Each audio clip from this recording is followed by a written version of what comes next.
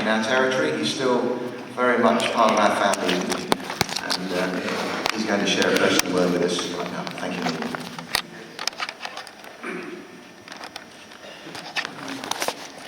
Well, it's a great pleasure to be here this morning once again, and to see so many of you that we've worked together with over the years. You've heard all about my birthday. I've heard so much about it these last few days. I'm a bit like the Queen, you know, she has two birthdays, the official one and her own one. Well, my official one was back in January, but I think I've got something going in November as well, so we're doing quite well. I was born at Wallsend on Tyne in 1926, son of Salvation Army officers, Albert and Alma Bearcroft, and I was the youngest of 4 children, 2 sisters and my brother Bram, who was killed in the war.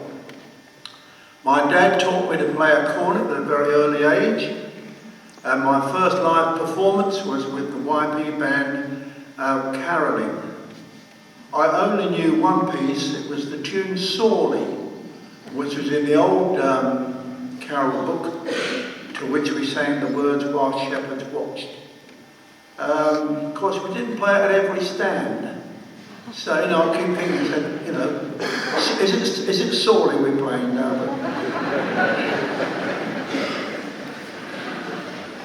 Then I went to Sutton and was in the junior band at Sutton. I got suspended there from the band. It was a harvest festival time when we used to play the tune Bringing in the Sheaves. Bring in the sheep, cuckoo. Do you remember the cuckoo we used to put on? And the boys in the band have been doing it quite a while. And the band leader said, right, no more. Anyone else does it will be suspended.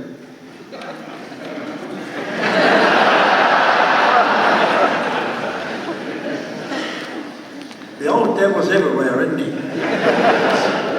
I just did just one more, and I had to walk behind the band for 2 weeks. I went to 10 different schools before I left, and went to work at Men's Social Headquarters, till it was bombed in 1941. When I was there, Colonel Boone was in the finance, I think it was the finance department. He used to sit writing numbers. I suppose he knew what he was doing.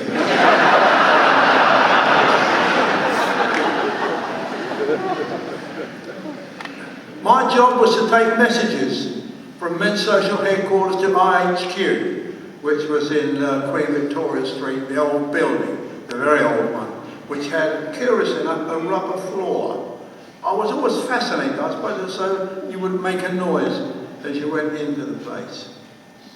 I travelled with my parents to very many court, and finally at Tunbridge Wells, where we used to do fire watching, so that people didn't bomb the hall.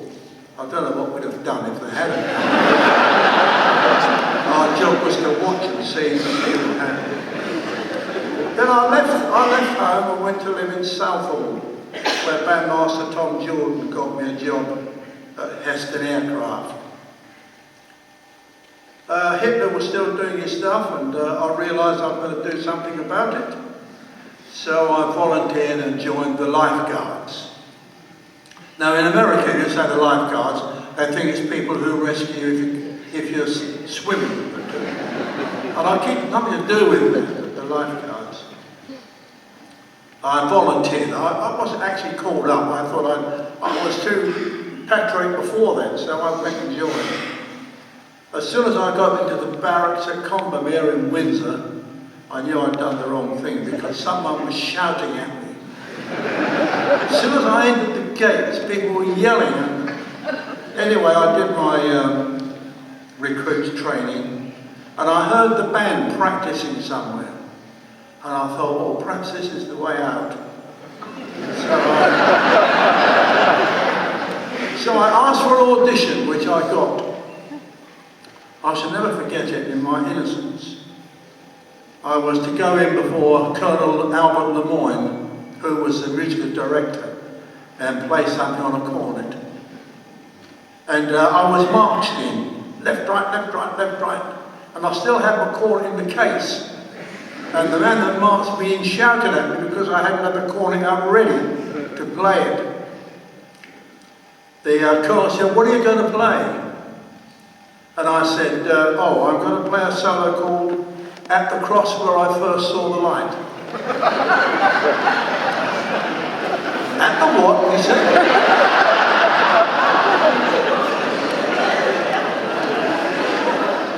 There was a cornet solo written by Eric Lightson called that, and of course I hadn't thought about this, the significance of the term. Anyway, I went into the band. The war over, we got married. Well, I got married, yes, and got married and bought myself out of the lifeguards to come to this place to be trained as an army officer.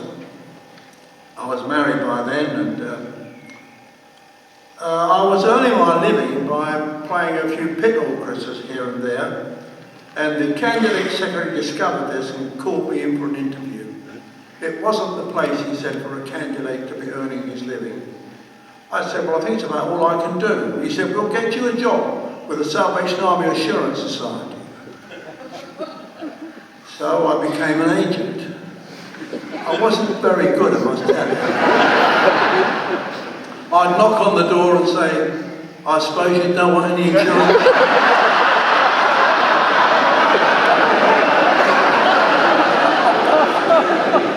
And they say no, so we just parted.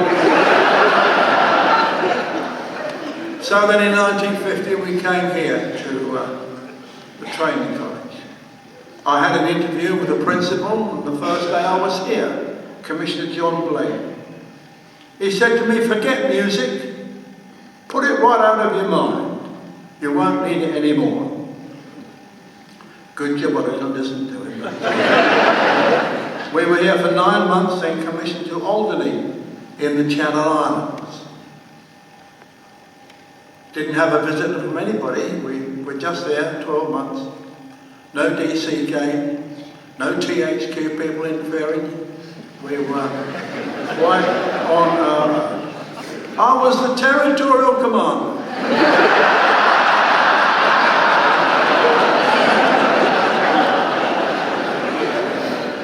I did 5 more corps, then came to NHQ to be the National Bandmaster with Dean Goffin, who was the Secretary for Bands.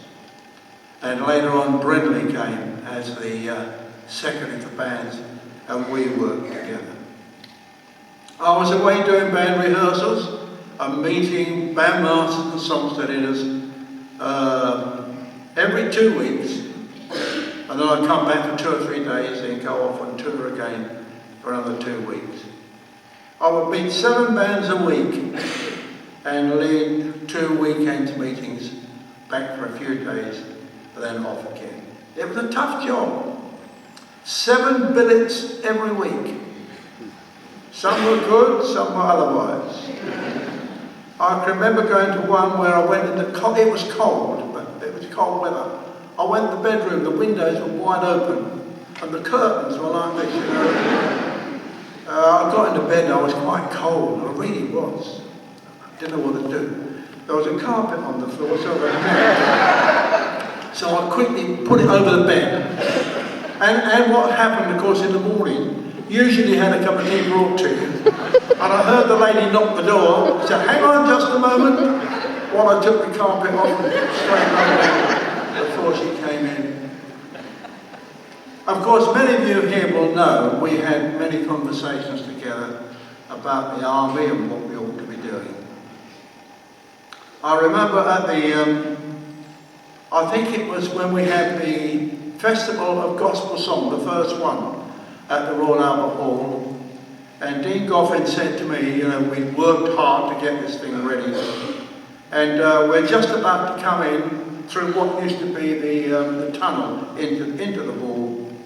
And Dean said to me, well, in 2 minutes, Norm, we should know if we've done the right thing or whether we should head for the bush. And all the years afterwards, whenever I came into the Albert Hall to lead those gatherings, I always remembered that. I should know in 2 minutes if we've done the right thing or whether we should head for the bush. Then in 1967 we were sent to Canada, and that was a wonderful experience. It was there that we reformed the Canadian Staff Band, which hadn't been in operation since 1914. And so, of course, it was quite a new band. We had the inauguration weekend. And I was very anxious that the bandsmen knew that we ought to be out on the street every time we were away. I thought that was really important. The festival was fine, but we needed to be out where the people were. So I said, whenever we're away, we should go out for open-air meetings. And I strengthened my desire by saying, of course, it is an international regulation. I made it up, of course. They believe me. On our inaugural weekend, which was in January, anyone who's been to Canada in January knows it is cold. I hadn't thought about that. Anyway, the band formed up outside the hall. We were going to march round and come down the main street in Toronto, Yonge Street, and come back in that way. So we formed up outside the hall. The band sergeant gave the word of command. The drums gave the 5-beat roll, and off we went.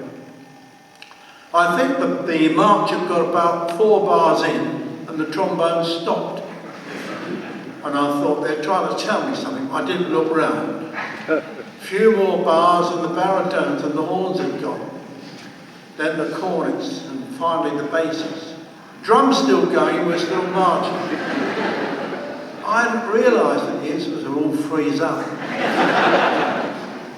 I looked round, the trombones were like this. No one could move the whole way. As we turned into Yonge Street, this great important road, the band began to whistle. Just imagine.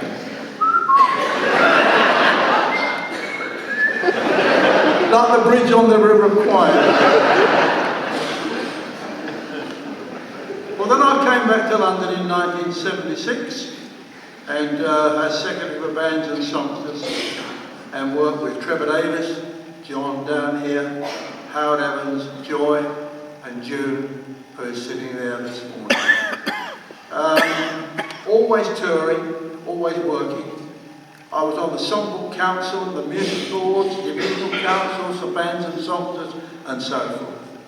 And then the great Congress events that we had to do. In 1978, the General Brown said to me one day, Norman, I want all the commissioners on the platform during the festival tonight. We were doing a big band festival with several bands. Oh, I said, I don't think there's going to be room, Joe. He said, I'm not asking you. I'm telling you I want all the commissioners on the stage. I said, well, they'll have to sit in front of the trombones. He said, well, doesn't matter, they'll be there. I thought, what can I do to get round this?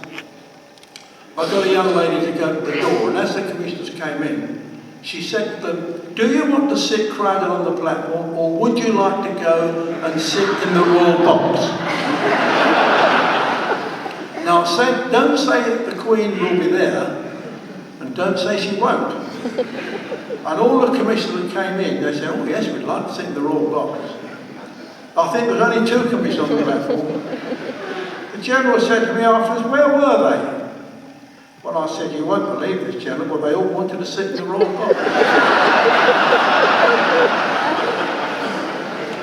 I think of the many wonderful people I've met during the years. Albert Jakeway, what a man he was. My first meeting with him was long before I went to training college. Our songsters at Southall, Stanley Piper was the leader, and we had a song published called God's Trumpet. And he thought it'd be a good idea if we had someone playing the trumpet behind the songsters. So I had the job. When we sung the song, Albert got up and said, well, that was a good song. I enjoyed the singing. Pity about the men practicing in the background.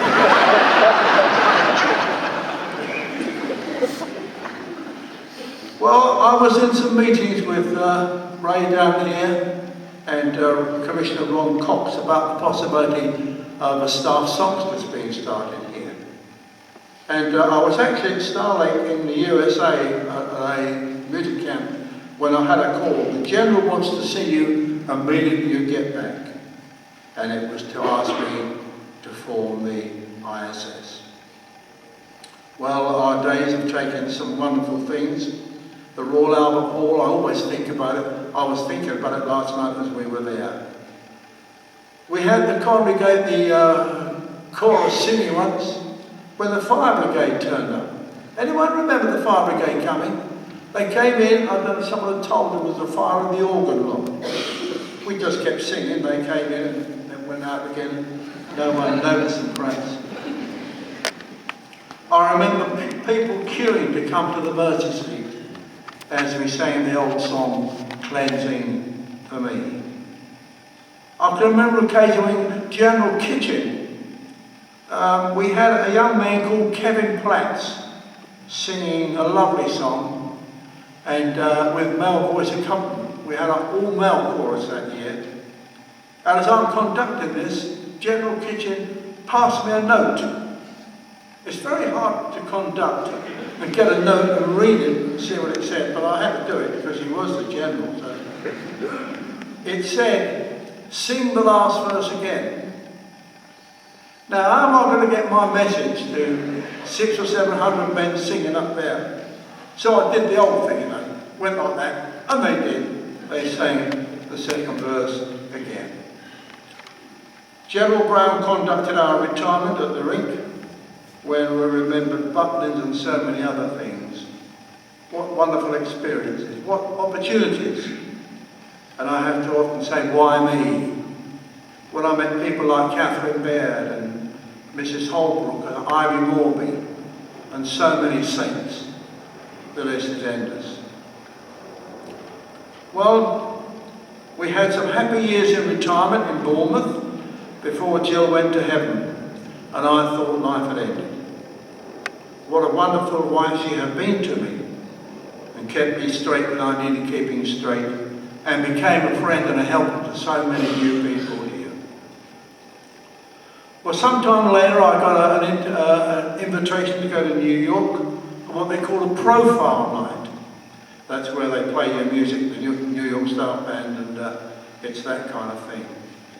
It was while I was there I met Kathy. And after a long courtship, well, it lasted a month, we got married and I went to live in New York. I have to tell you, Kathy runs the army at THQ in New York, and I'm on hand to help here and there. I have to say, and I'm glad about this, I get opportunities galore to be of use, and I'm so grateful because I never ever wanted to retire. Well, now all this sounds to be about me, but really it's about the Lord and His calling. I personally can't understand why everybody doesn't become a Salvation Army officer. What a life, what a privilege, what an opportunity, what a challenge. It's been such a marvellous way. Any young people here today in the least bit wondering about it, this is the place to come to and make a start as an army officer. It's all by His grace. His grace. What started me off? That lovely song, "Follow Thou Me, He calls again, and I will make you fishers of men. As in the days by Galilee, Jesus is calling you and me."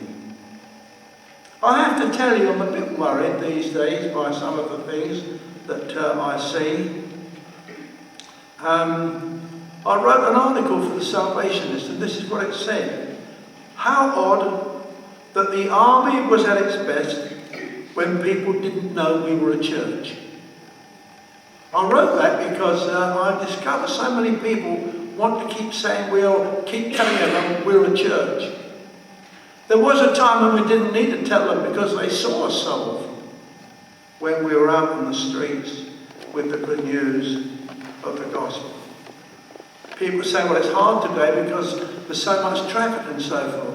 Kathy and I walked down Oxford Street the other day, and we saw at least 3 open-air meetings. One of them was a Christian one was a Jewish one, and one was a political one. But they were there giving their witness. And I've remembered my feeling that we're in the street to wage the war, and we come into the hall to get the courage to do it. What's the old song saying? We are soldiers in the army of salvation that God is raising now to save the world, and we won't lay down our arms till every nation shall have seen the flag of blood and fire unfurled. We need to keep the army going, and I'm glad to have been a part of it, and God bless you all.